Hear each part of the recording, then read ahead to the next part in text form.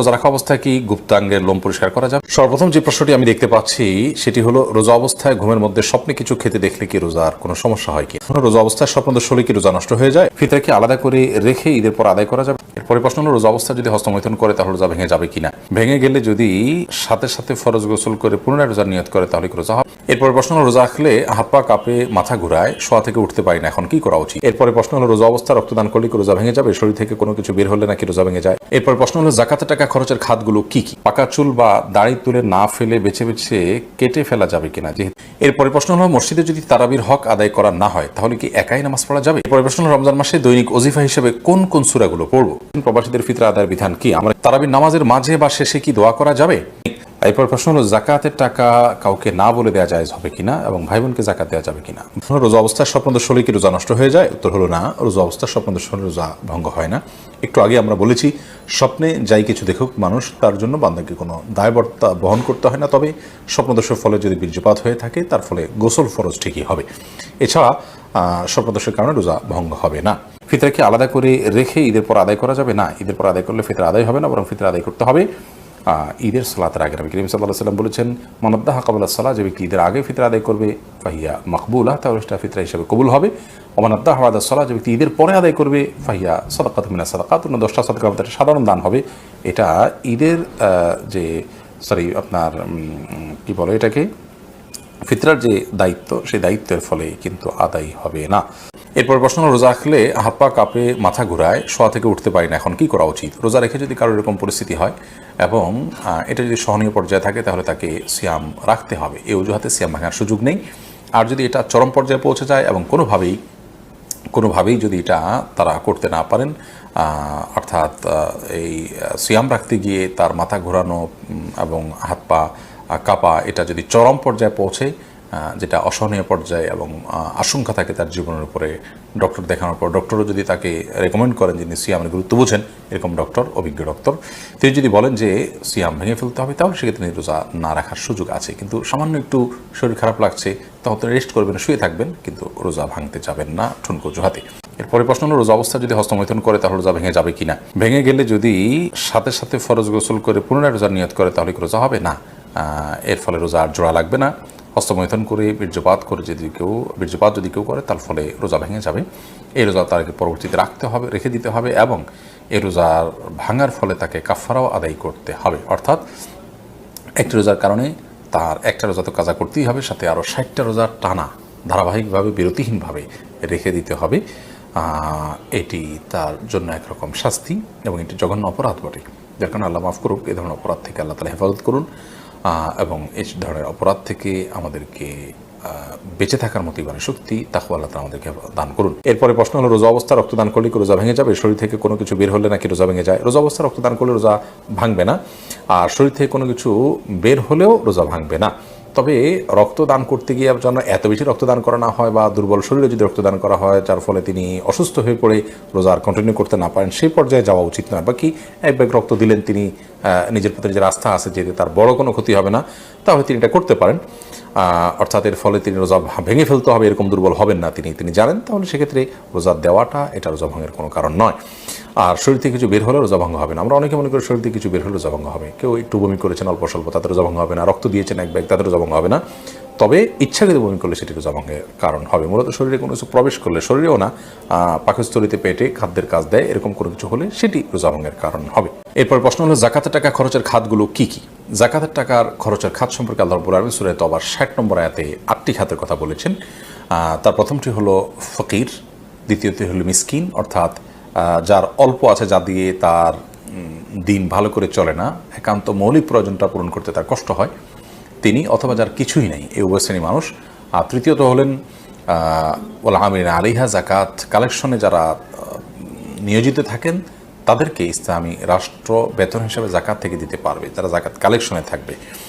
আর 4 নম্বর হলো ওয়াল মুআল্লাফাত কুলুবুহুম, অমুসলিম যাদেরকে ইসলামের পথে আকৃষ্ট করা প্রয়োজন, তাদের মাধ্যমে মুসলিম মিল্লাহ উপকৃত হবে, তাদেরকে ইসলামের জন্য তাদের সিম্পেথি প্রয়োজন, তাদেরকে জাকাত দেওয়া যেতে পারে। কিংবা যাদেরকে জাকাত দিলে, অমুসলিমদের মধ্যে থেকে যাদেরকে জাকাত দিলে তারা ইসলামের পথে আসবে বা ইসলামের সৌন্দর্য তারা দেখতে পারে, এরকম। 5 নম্বর হলো ওফির রিকাব, কৃতদাস, দাসী মুক্ত করার জন্য জাকাতের টাকা দেওয়া যাবে। আর 6 নম্বর হলো আল গারিমিন, যারা ঋণগ্রস্ত তাদের ঋণ পরিশোধের জন্য জাকাত দেওয়া যাবে। আর 7 নম্বর হলো ফি সাবিলিল্লাহ, আল্লাহর রাস্তায়।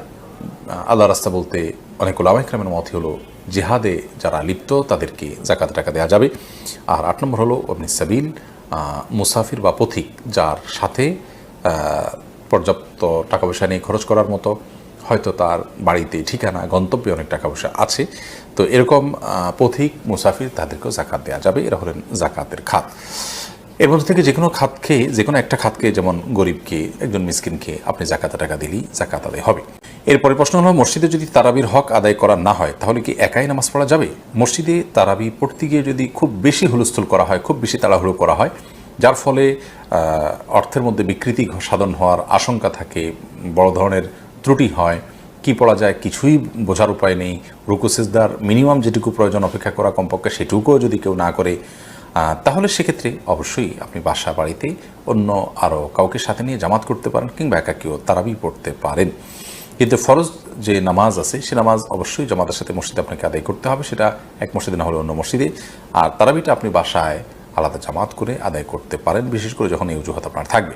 পাকা চুল বা দাড়ি তুলে না ফেলে বেছে বেছে কেটে ফেলা যাবে কিনা? যেহেতু তুলে ফেললে গুনাহ হয়, তাই কেটে ফেলা যাবে কিনা? কেটে ফেলা তাওটাও এক ধরনের তুলে ফেলার মতোই, যদিও আক্ষরিক অর্থে হাদিসের খেলাফ হবে না কেটে ফেললে, তারপরেও হাদিসে যেটি বলা হয়েছে সেটি দ্বারায় এই চুল অপসারণ করা বা এটাকে লুকানোর যে চেষ্টা করা, সেটার বিরুদ্ধে নবী সাল্লাল্লাহু আলাইহি ওয়াসাল্লাম আমাদেরকে মানে সেটা না করতে বলেছেন, এমনটিও হতে পারে। সে অর্থে মানে আমরা যদি কেটে ফেলি সেটিও তার সেই নির্দেশ লঙ্ঘন হবে সেক্ষেত্রে, এই জন্য এটা অ্যাভয়েড করা উচিত। এবং তিনি বিকল্প যেটি বলেছেন তা হলো যে আমরা যে কোনো কালার করতে পারি, কালো ছাড়া লাল ইত্যাদি কালার করতে পারি। এরপরে প্রশ্ন, রমজান মাসে দৈনিক ওজিফা হিসেবে কোন কোন সূরাগুলো পড়ব? রমাদান মাসে পড়ার জন্য সুনির্দিষ্ট কোনো সূরা আমার জানা নেই যে অমুক অমুক সূরাই শুধুমাত্র পড়তে রেকমেন্ড করা হয়েছে। আল্লাহ তাআলা মাসে কোরআন নাজিল করেছেন বিধায় গোটা কোরআনই বেশি বেশি করে তেলাওয়াত করা উচিত, বুঝে পড়া উচিত, কোরআনের মর্মচর্চা করা উচিত, কোরআন শোনাশুনি করা উচিত। নিজে তেলাওয়াত করবেন, আরেকজনকে শোনালেন, আরেকজনকে তেলাওয়াত করলেন, নিজে শুনলেন, এরকমটি রমাদানে করা উচিত। বাট রমাদান মাসে কোরআনে কারীমের তেলাওয়াতের জন্য সুনির্দিষ্ট কোনো অংশ ফিক্স নেই যে এটুকুই তেলাওয়াত করবেন বা এই সূরা বারবার পড়বেন, বরং গোটা কোরআনই আপনি তেলাওয়াত করার চেষ্টা করবেন। পুরো কোরআন যদি পড়ে শেষ করতে না পারেন, আপনি চেষ্টা করবেন কোরআনের মধ্যে থাকার, কোরআনের মধ্যে সেটা কোরআন পড়তে পড়তে আপনি মাঝামাঝি যান বা যতটুকু যান গেলেন, কিন্তু কোরআনকে আপনি পড়ে এবং কোরআনকে সময় দিয়ে আপনি রমজান কাটানোর চেষ্টা করবেন। সুনির্দিষ্ট কোনো অংশই পড়বেন এমন কোনো রেকমেন্ডেশন কোরআন হাদিসে আছে বলে আমাদের জানা নেই। মাজিদুল ইসলাম, আপনি লিখেছেন প্রবাসীদের ফিতরা আদায়ের বিধান কি? আমরা কি দেশের হিসাব করে ফিতরা আদায় করবো, নাকি যেখানে থাকি ওই জায়গার হিসাবে দেওয়া লাগবে? আপনি যেখানে থাকেন সেখানকে হিসাব করে আপনি ফিতরা দিবেন। এরপর প্রশ্ন হলো, জাকাতের টাকা কাউকে না বলে দেওয়া জায়েজ হবে কিনা, এবং ভাই বোনকে জাকাত দেওয়া যাবে কিনা? ভাই বোন তারা যদি প্রাপ্তবয়স্ক হয়ে থাকে, অভাবী থাকে, জাকাতের হকদার থাকে, তাদেরকে অবশ্যই জাকাতের টাকা দেওয়া যাবে, জাকাতের টাকা দিয়ে তাদেরকে স্বাবলম্বীও করে দেওয়া যাবে। এবং জাকাতের টাকা দেওয়ার সময় জাকাত যিনি নিচ্ছেন তাকে না বলেও দেওয়া যাবে। আপনি মনে মনে নিয়ত করলেন জাকাত দিচ্ছেন, তাকে বললেন যেটা আপনি খরচ করেন, আপনি নিয়ত করলেন জাকাত থেকে দিচ্ছেন, এটা যথেষ্ট হবে। তাকে বলে দেওয়াটা এটা আবশ্যক কোনো বিষয় নয়। একা একা নামাজ পড়ার ক্ষেত্রে সূরা কোরআন তেলাওয়াতের সময় ঠোঁট না নাড়িয়ে মনে মনে তেলাওয়াত করা যায় আছে কিনা? একা একা যখন আমরা সালাত আদায় করবো তখন সূরা, কেরাত ইত্যাদি এগুলো আমাদেরকে ঠোঁট নাড়িয়ে তেলাওয়াত করতে হবে। মনে মনে তেলাওয়াত করলে সেটা তেলাওয়াত হিসাবে গণ্য হবে না, কোরআন পাঠ হিসাবে গণ্য হবে না। পাঠের জন্য অবশ্যই আমাদের ঠোঁট, জিহ্বা ইত্যাদি নড়তে হবে। তারাবির নামাজের মাঝে বা শেষে কি দোয়া করা যাবে? দোয়া তো যে কোনো সময় করা যায়, সে অর্থে আপনি তারাবি সালাতের মাঝে অথবা শেষে আপনি আল্লাহর কাছে দোয়া করতেই পারেন, কিন্তু এটাকে সিস্টেম বানিয়ে নেওয়া যে 4 রাকাত পর পর দোয়া কিংবা শেষ হওয়ার পর সুনির্দিষ্ট একটি দোয়া গদবাদা হাত তুলে করা, এটিকে সিস্টেম বানিয়ে নেওয়াটা এটি বেদাতে পর্যবসিত হওয়ার আশঙ্কা আছে। শরীয়ত কোনো কিছু যদি নির্দেশ না করে সেটাকে শরীয়তের নির্দেশ মনে করে কিংবা সেটাকে শরীয়তের নির্দেশের মতো গুরুত্ব দিয়ে যদি কেউ আদায় করেন, তাহলে সেটাকে সওয়াবের কাজ, এই ইবাদতের পদ্ধতি বা নিয়ম যদি বানিয়ে নেন কেউ, তো সেটি বেদাতে পর্যবসিত হওয়ার সমূহ আশঙ্কা আছে।